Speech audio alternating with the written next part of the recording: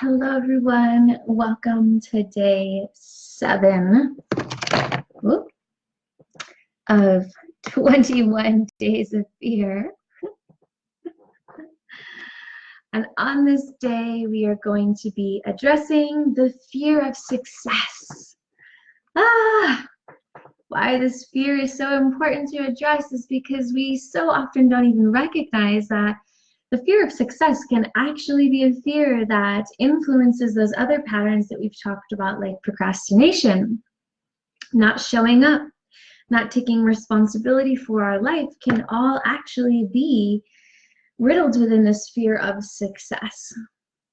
So when we're talking about the fear of success, this fear shows up because of various stories that we picked up when we were younger. And what happens when we become successful, right? We become more visible, right? We are then, if we're more visible, meaning more people are seeing what we're doing and what we're putting out into the world, and possibly even we have more people that we are being responsible for, we become more vulnerable as well. And in being more vulnerable, that triggers all of our unprocessed and unhealed emotional scars and wounds. So this success, this idea of success, if we have unprocessed and unhealed emotional wounds, we'll actually have this underlying current of this fear of being successful, because being successful means we're going to be more visible. We're going to be more vulnerable then with more people that we are being accountable for. And we're also going to be more responsible for other people and for our life in a new way, right? And as we grow more and more and more successful, we have higher and higher and higher expectations that we place upon ourselves. We also have higher and higher and higher roles that we're going to step into, more and more responsibility that we take on, the more successful that we become. If we also have any stories internally around,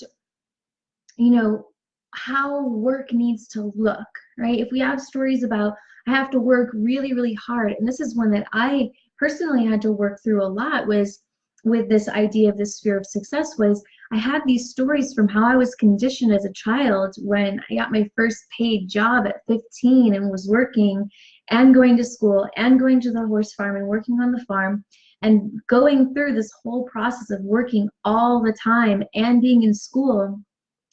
I was raised to believe that I had to work really, really hard to make a little bit of money, to have not even real success, to have this illusion of what society thought was successful, which was meaning to have a job, right? So because that story was there was a part of me that absolutely hated working at 15, was miserable there, was constantly saying, I don't want to be here, I don't like to work this hard, I don't want to work this hard, so therefore I don't want to be successful, because it had a story of someone else's version of success.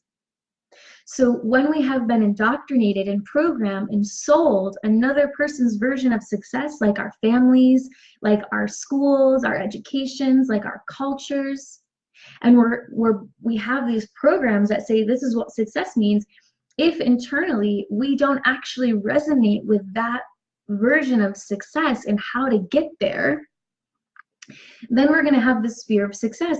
And for me, it was like, I don't want to work really hard. I don't want to work 20 hours a day, and then barely sleep, because that's how you get by in life. I don't even want to work 5 days a week. These were all things that I had to grow through to recognize, okay, I had been sold someone else's story of success, and that story made me not want success and have this fear around it, because I didn't want to drain my energy and feel miserable working for someone else.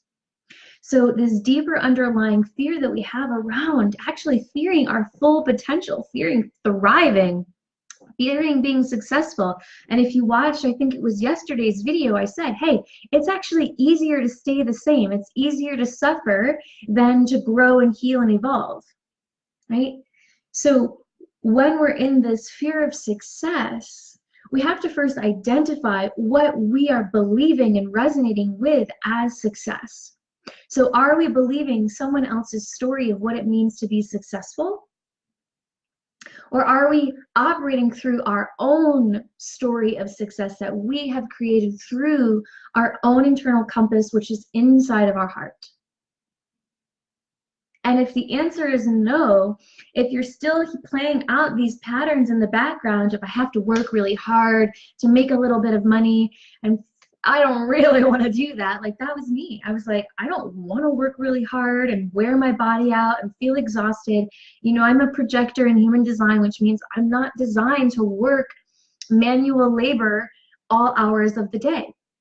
Yet I was raised by a manifesting generator who's like, let's go, go, go, go, go, go, go, go, go, go, go, go, all the time.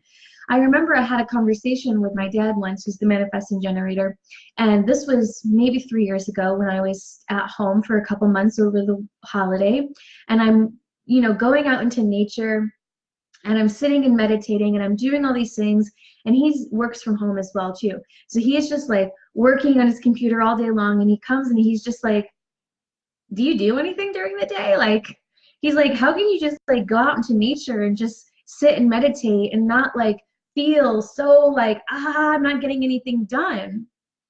He's like, how do you feel productive?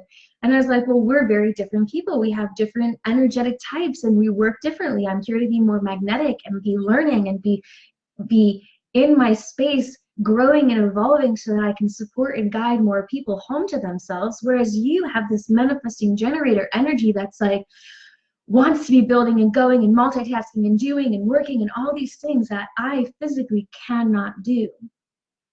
Yet since I lived with my father, just me and him, for my formative years, I picked up his stories on what success meant. And for a very long time, I resented and actually feared becoming successful because I didn't want to work that hard. So we have to recognize what story of success we are resonating with, where our beliefs are at with that, and if we're still holding on to someone else's story of success. Because if we are, and that story doesn't resonate with us, if it's not in alignment with our aura, with our energy type, then we are going to fear success and we are going to resist success and we are going to keep playing small. We're going to keep playing from our emotional wounding and our fear patterning, right? So most importantly is getting very clear on whose story you're playing out as far as success goes. If you do find yourself self-sabotaging, because that's what happens when we're operating through the fear of success. We self-sabotage. We don't do the things that we know we should be doing. We don't make the calls that we know we should be making. We don't show up in the way that we know is going to get us X, Y, Z moving forward, success-oriented, because there's a part of us that's actually resisting that, because it's believing someone else's story, right? So this is very important to understand if you do recognize these patterns of self-sabotage coming up, because chances are somewhere internally there is a fear of success. And I know it can be hard to like a part of us to want to grasp that and identify that with that, because there is this part of us within that always wants us to succeed, right? Our soul wants us to succeed in life, and success is not one shape, size, color for everyone, right? What success means to me and what success means to you and what success means to the next person and the next person and the next person should all look different, because we're all unique beings and we all have our own path to walk. So success for one might mean all this money and all these opportunities and all these books and stages and creations, and success for another might be having a really beautiful family and a really beautiful garden and really incredible animals that come up to every day to the home and nurture you with their love and presence, and keeping that home that way. That could be success. So it's very important that we're not putting ourselves into a cookie cutter mode of what success is, because there's going to be a part of us that, if that's not our truth, is going to resist and fear success. So we have to first clear that, and then we have to look at our emotional wounds that are blocking us from wanting to be 100% vulnerable at all times. When we have unprocessed emotional wounding from our trauma, from our experiences in life that are challenging, that can create a filter internally that says it's not safe to be this vulnerable. It's not safe to be this visible.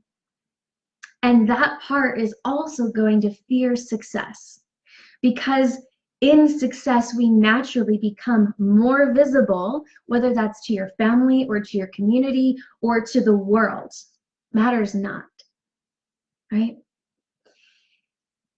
It might even be just to your outer bodies, right? If your success is your spiritual journey, then you might become more visible on the outer bodies, the non-physical worlds, right? And becoming more visible on those planes is also a really big responsibility, right?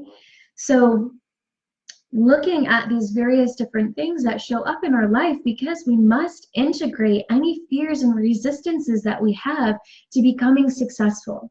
Because if we're holding on to these fears of success, which is one of the most common fears that people hold on to, that keep them not asking for the promotions that they know they want, that keeps them not asking out that beautiful being that you just feel so much love for, and you're like, wow, I really would love to know this person more.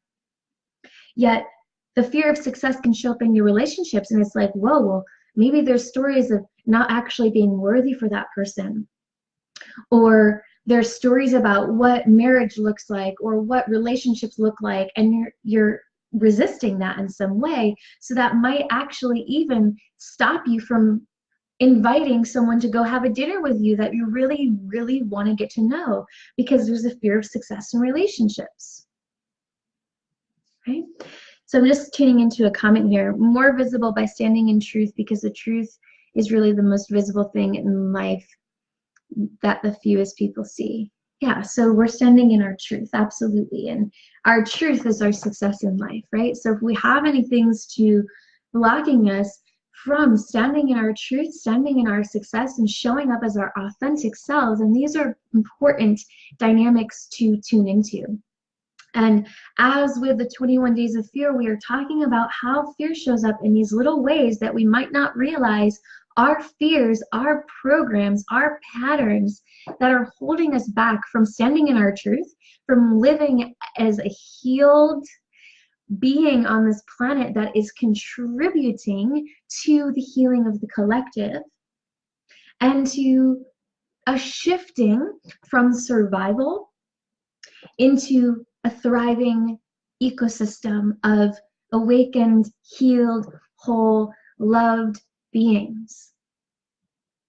So if you are just tuning into this video, there are 6 days that have come before this, and there are many more days that are going to come after this. You can find those videos on Instagram TV, on my Facebook video page, or on my YouTube page, which is Rainbow Jones.